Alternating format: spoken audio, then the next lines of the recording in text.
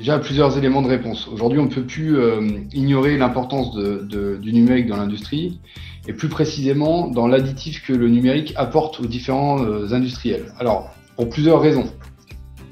La première raison, elle est d'avant tout de génération, puisque de nouvelles générations arrivent dans le monde de l'industrie, dans le monde de l'entreprise. Elles ont besoin d'avoir à leur arrivée dans l'entreprise des technologies leur permettant de se retrouver de manière plus pratico-pratique dans l'utilisation des outils au quotidien. Premier élément de réponse. Deuxième élément de réponse, c'est surtout un additif pour l'industriel en tant que tel. Aujourd'hui, on voit arriver beaucoup de technologies, on voit arriver des technologies de deep learning, d'intelligence artificielle, et ces mots qui sont un peu des buzzwords sont ni plus ni moins que des fonctions permettant aux industriels de réinventer une proposition de valeur un peu plus riche et un peu plus pertinente. Et enfin, le troisième élément de réponse, et c'est en ça que le numérique est un tournant important pour l'industriel, c'est qu'aujourd'hui, l'industrie a besoin d'inscrire le numérique au cœur de sa stratégie et puis à côté de sa stratégie. Et le numérique fait partie prenante de cette stratégie et en définitive, on ne peut plus, et un industriel ne peut plus, faire avec le numérique à côté.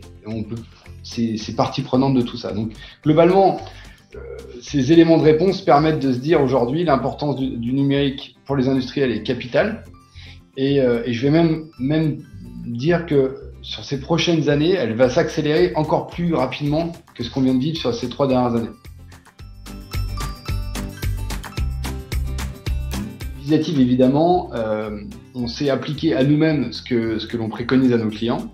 C'est qu'on a déjà fait un diagnostic en interne sur les axes stratégiques chez Visiative. Donc l'innovation, le management, l'écosystème, l'infrastructure et évidemment les opérations.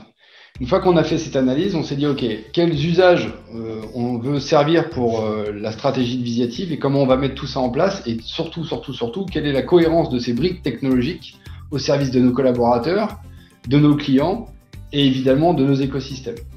Donc on a mis en fait une plateforme collaborative qui s'intègre en fait avec notre système d'information, déjà pour décloisonner l'ensemble du service du système d'information pour nos collaborateurs. Donc cette plateforme s'appelle MoveApps. Et puis on est venu rendre la donnée transverse et universelle pour l'ensemble de ses collaborateurs. Et évidemment, une fois qu'on a fait le premier travail en interne, on l'a dupliqué en externe pour que nos clients puissent avoir accès en toute transparence à l'information nécessaire au bon moment et au bon endroit. Visiative, évidemment, historiquement, accompagne les industriels dans leur réflexion de transformation digitale et plus principalement d'un métier historique qui est le monde de l'intégration du bureau d'études et tout ce qui gravite autour du bureau d'études. Bien évidemment, étant donné la profondeur de l'offre de Visiative, proposer un produit plutôt qu'un autre n'a pas de sens au sens enjeu du client et enjeu de la stratégie d'entreprise. Donc, on a créé un produit qui s'appelle le Grand Air. Le Grand Air pour devenir plus résilient et assurer une renaissance ou en tout cas une reprise d'activité forte avec cet événement qu'on vit et qu'on vient de vivre qui est le Covid, en permettant aux industriels d'analyser 5 axes: l'excellence opérationnelle, l'écosystème, le management, l'innovation, l'infrastructure, dans un objectif de devenir une entreprise plateforme.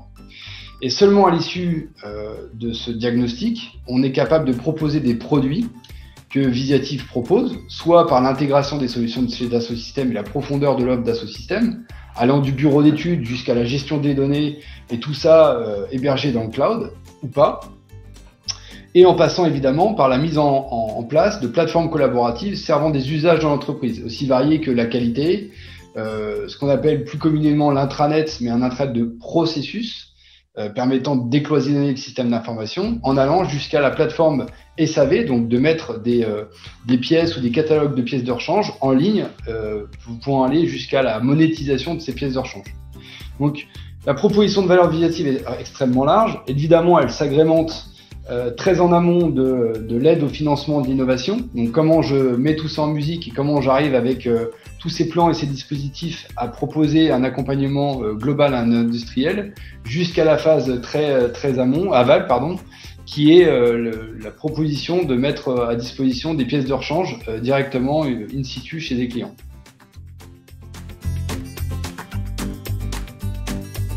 En fait, quand on a lancé cette initiative, alors évidemment c'était post-confinement, comme tout escape game, c'est le principe d'être enfermé dans une salle avec 4 ou 5 personnes, et généralement des personnes avec qui on s'entend bien. En tout cas, c'est un bon révélateur de savoir si on s'entend bien avec certaines personnes, les escape games.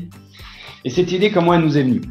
On accompagne depuis maintenant un peu plus de 30 ans des industriels dans leur réflexion de transformation digitale. Alors forcément, il y a 30 ans, on parlait plutôt de digitalisation de la table à dessin. Maintenant, on parle de digitalisation du processus, on parle de modèles, de nouveaux business models. Et quand on a été voir les dirigeants, et plus particulièrement les CODIR ou les COMEX des entreprises qu'on accompagne, d'un avis unanime, il y avait un problème, et il y a eu un problème de maturité par rapport au sujet du numérique. Et comment aborder ce sujet de maturité par finalement beaucoup de mots, de langage, d'écart de langage qui parlent finalement à personne. On parlait de big data, on parle d'IoT, on parle de cloud, enfin on parle de plein de technologies et plus particulièrement d'ailleurs de produits et pas d'enjeux d'entreprise. Et on s'est dit, bah tiens, on va créer en fait un escape game avec une thématique qui est de dire comment on va mettre un COMEX ou des chefs d'entreprise dans une même salle et réfléchir à des enjeux et leur donner des stimuli leur permettant de se dire, ah ok, peut-être que pour sortir de cette salle, j'ai besoin de réfléchir différemment et j'ai besoin de réfléchir sur les piliers du numérique. Et c'est en ça qu'on a eu l'idée d'avoir cet aspect ludique d'escape game. Donc on a à la fois un truc sympa puisqu'on est capable de se déplacer dans les entreprises ou de réunir des chefs d'entreprise au cours d'événements thématiques ou d'événements régionaux. Et on est capable d'animer quelque chose extrêmement convivial qui donne du sens à la transformation digitale des industriels sur les enjeux futurs. C'est assez intéressant. On a eu 2 cas, je vous raconte les anecdotes parce qu'elles sont vraiment super sympas. On a eu une entreprise où je me rappelle très bien, le président nous dit, écoutez, moi, de façon numérique, je veux y aller, mais alors j'ai un CODIR qui est hermétique. Ils sont là depuis trop longtemps et ils voient pas comment ils pourraient faire différemment. Donc vous allez avoir un sacré challenge, mais bon, écoutez, je paye pour voir. On y a été et je me rappelle très très bien, ils étaient tous les bras croisés autour de la table en nous regardant comme des énergumènes. Et à la sortie de l'escape game, ils se parlaient entre eux. Ils rigolaient entre eux, ils partageaient des exemples, ils partageaient autour du numérique, etc. Et ça, on s'est dit, quand on les a regardés en termes du user experience, on s'est dit, waouh, on tient un truc, en tout cas, on tient un outil de communication hyper puissant, permettant de mettre un peu de fun, parce qu'on a le droit d'être sérieux, mais pas de se prendre au sérieux. Et ça a été un super impact. Le deuxième cas, un autre industriel chez qui, alors là, pour le coup, on a animé toute une journée. On avait prévu tout un parcours avec la phase de diagnostic grand air que je vous ai présenté précédemment. Et la journée se ponctuait avec cet escape game. Et là, on a vraiment eu un effet en fait d'accélérateur où les collaborateurs se sont dit ok, on voit bien ce qu'il faut faire, on voit bien qu'il faut qu'on parle ensemble, on va faire péter les cloisons, on se parle pas assez, on a besoin de se fédérer. Et finalement, le numérique n'est que l'accélérateur de nos processus internes qui ne sont pas bien dessinés. Donc on a besoin de se parler. Le numérique ne va pas faire en sorte qu'on se parle mieux, il va juste faire en sorte qu'on accélère la mise en relation entre nos services, entre nos clients, etc. Donc j'ai trouvé ces 2 exemples assez sympas et forcément, bon, avec le coup d'arrêt du Covid, c'est dommage, mais je sais que ça va continuer et ça va même s'accélérer. Évidemment, on a dû se réinventer, comme je crois tous les industriels. On n'était pas confronté à un tel exercice. Alors, ce qui est assez marrant, c'est que quand on parle de numérique, on a souvent tendance à parler de Zoom, de Teams ou d'outils collaboratifs, mais finalement, le numérique, c'est pas ça. Le numérique, c'est de pouvoir donner la capacité à un collaborateur de travailler de manière transparente de chez lui, comme s'il était, entre guillemets, dans l'entreprise. Et ça, technologiquement, c'est pas si simple. Et il a fallu justement, et ces chantiers, on les avait déjà entamés avant le Covid, on a eu la chance d'avoir un système d'information déjà décloisonné à travers nos plateformes. Donc, premier élément, c'est qu'on s'est adapté de par le fait que l'information était facilement disponible pour nos collaborateurs, même en dehors de l'entreprise. Donc ça, c'est vraiment, on n'a fait qu'accélérer quelque chose qu'on suggérait déjà depuis quelques années. Ensuite, évidemment, on a eu les mêmes difficultés que l'ensemble de nos clients, c'est qu'il a fallu se réinventer en termes de management.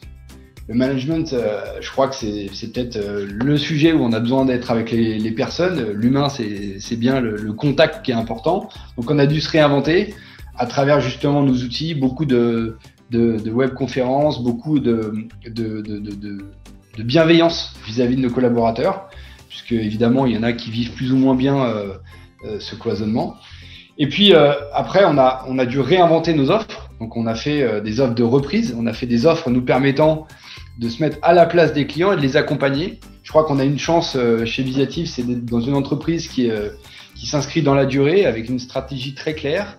Et donc, on a accompagné nos clients surtout dans la réflexion des mouvements qu'ils suggéraient. Je vous donne un exemple. Pendant la phase de Covid, évidemment, tous les sujets se sont arrêtés du jour au lendemain quasiment, pour protéger son entreprise, pour le mettre le bateau à quai et en sécurité. Mais dans le même temps, les chefs d'entreprise, les créateurs d'entreprise, ce sont des personnes qui innovent constamment et qui se mettent et qui s'adaptent. Et on s'est aperçu d'une chose, c'est qu'ils se sont aperçus qu'il fallait qu'ils accélèrent des sujets qui étaient dans les cartons. Et le Covid a eu cette vertu, c'est d'accélérer des sujets numériques très opérationnels en termes d'interface client. Donc nous, on a vu en fait notre offre s'accélérer sur tout ce qui est entre guillemets interface client, notamment sur la partie SAV pour les industriels. On a énormément accéléré sur ce modèle-là et sur tous les modèles en fait de mise à disposition des outils de conception à distance. Donc on a vu deux modèles qui se sont accélérés, les modèles de virtualisation du bureau d'études à distance et les modèles de mise à disposition de portails collaboratifs pour le monde du service client pour permettre à leurs propres clients ou distributeurs de continuer en fait à proposer leurs produits sans discontinuité de l'information avec l'entreprise.